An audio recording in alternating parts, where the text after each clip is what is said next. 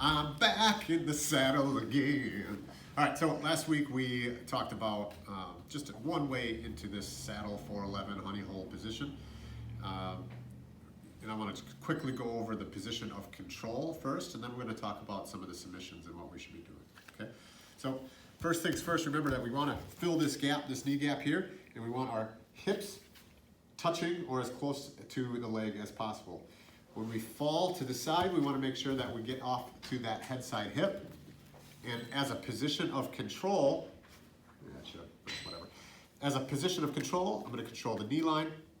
I'm going to control the knee and ankle, and I'm controlling the knee line with my hips, right? So we kind of looked at a little bit different angle last week, but I'm putting my foot on top of my foot, which creates a nice frame here, and then my knees are pinching together, okay? This is very, very difficult for her to get out of. My knees have to stay above this knee line. So for those of us that have been doing leg locks for a while, it seems obvious, but if I don't control that knee line, I will never get a submission here, okay?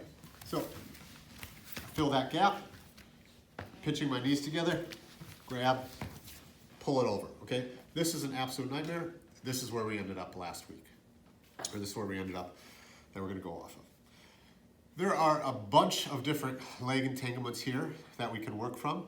I'm going to start, I think, with some straight ankles, and then maybe I'll get to heel hooks next week, okay?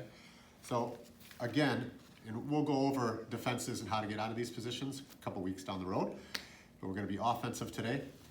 This secondary leg, I like to go for things first because, quite frankly, there's no real risk, okay? If I let this leg go to start attacking a heel or a knee, this is her ticket out, okay? So we'll talk about that, like I said, at a later date. I'm controlling here, and now there's a bunch of different ankle locks that I can do from here. Let's go over the ankle lock.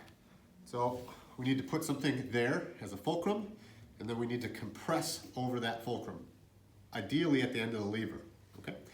So I'm coming through, grab as high as I can grab, up on my chest. The support hand, make sure that that doesn't go lower. Okay, you see I'm kind of scrunching up, poof, got it right at the end of the heel here. All right, and if you've taken a guillotine class, guess what I'm gonna do next? Elbows back home, all right? Then it depends what I wanna do, but I'm probably gonna be on that side here, pinching my knees together, and then I just figure out how to compress that ankle. So this is the fulcrum. My lat is coming down, and figuring out how to compress this ankle, okay? So that's just a straight ankle lock from this position. If I can't get it for whatever reason, it's not getting a tap or there's no dexterity or there's a lot of dexterity, cool, no big deal, okay? Still a great position of control and not a whole lot that she can do from here. Secondarily, another straight ankle lock that I like to do from here is kind of the opposite. So I'm controlling this leg here. I'm gonna take my head side arm, so not the traditional wrap around that I just showed, which you can do, but I'm going to take that inside arm and have that become the fulcrum. I'm going to figure four, and guess what? My elbows are going to come back home and get a tap, okay?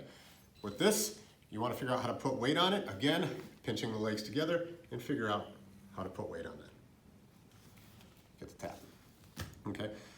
The details on that one, underneath, armpit, just like I would go on the back of the head, it's gonna go on the foot, that's what's gonna be compressing down. This arm becomes the fulcrum, figure four, everything in tight, okay?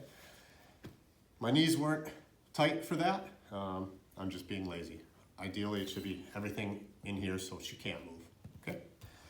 So those are two straight ankle locks off of the escape leg, okay?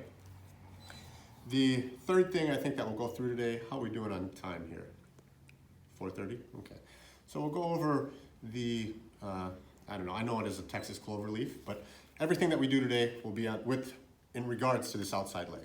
So if you remember correctly, last week came around, and this was just a position of control, right? Just like this. All right. Well, in this case, I trap this leg. There's two reasons that she can tap from this, okay? One, it just hurts because her shin is going to go into, her shin here is going to go into her calf here, and that does not feel good. Additionally, anything that's a braking mechanic normally comes from the hips, and I'm going to use my hips to push up into the knee. Okay. So let's see, maybe I might have you move just to kind of where the angle of Ducky's at.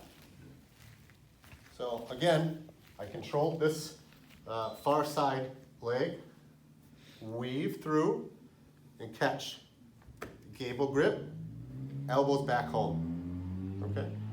So what I try to do is plant, knees together, and then I'm gonna hip to the ceiling, okay? So a lot of people, like, they try to finish this with their arms, and that's not comfortable, right?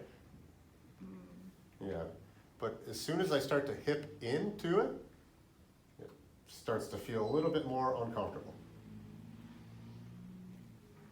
Okay, so elbows are coming back home, hips are going to the ceiling. Okay, I'm actually attacking this leg while having this one wrapped up so she has no defense. Okay, knees together, and then hipping up to the ceiling with your elbows both back home. Oh, it's okay. You okay? Yeah, I think so. All right. So those are 3 things to do with this outside leg. 2 straight ankle locks, bringing it over, and then the Texas clover leaf. I think that's probably enough information for today. I want to give a shout out to Brittany for using these absolutely absurd pants. And these are fantastic. Yeah, get a real nice close-up of these pants. I mean, in the sunlight, they are quite glaring. Anyway, I will see you guys next week.